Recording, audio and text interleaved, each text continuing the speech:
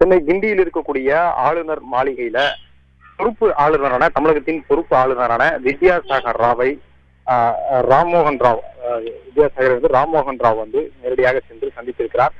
அவர் அங்கே இருந்து சில நிமிடங்கள் அவருடன் ஆலோசனை செய்துவிட்டு அங்கிருந்து புறப்பட்டதாக தகவல்கள் கிடைத்திருக்கிறது.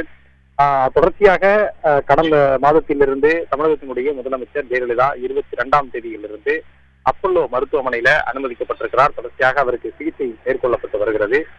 இந்த நிலையில் அரசு அலுவல்கள் குறித்தும் அரசு எவ்வாறு செயல்படுகிறது என்பது குறித்தும் கவர்னரிடம் எடுத்துச் சொல்ல வேண்டிய பொறுப்பு இருக்கிறது. அதற்காக இவர் சந்தித்திருக்கலாம் என்ற தகவல் அரசு தரப்பிலிருந்து நமக்கு கிடைத்திருக்கிறது. அவர் தொடர்ச்சியாக முதலமைச்சர் மருத்துவமனையில் அனுமதிக்கப்பட்டிருக்கக்கூடிய சூழ்நிலையில கடந்த 1ஆம் தேதி தமிழக ஆளுநரே அது குறித்து தெரிந்து கொள்வதற்காக, அவருடைய உடல்நிலை குறித்து தெரிந்து கொள்வதற்காக நேரடியாக வந்தார். அவரை பார்க்க முடியாத சூழ்நிலை இருந்தாலும் அவர் உடல்நிலை குறித்து தெரிந்து கொண்ட அவர் அது அறிக்கையாகவும் சில நிமிடங்களில் அதை வெளியிட்டிருந்தார். தமிழகத்தினுடைய ஆளுநர் மாளிகை அறிக்கையாக வெளியிட்டிருந்தது. தமிழகத்தினுடைய முதல்வருடைய உடல்நிலை முன்னேற்றம் ஏற்பட்டிருப்பதாகவும் அவர் பூரண நலம் பெறுவார் என்றும் அந்த அறிக்கையில தகவல் தெரிவிக்கப்பட்டிருந்தது.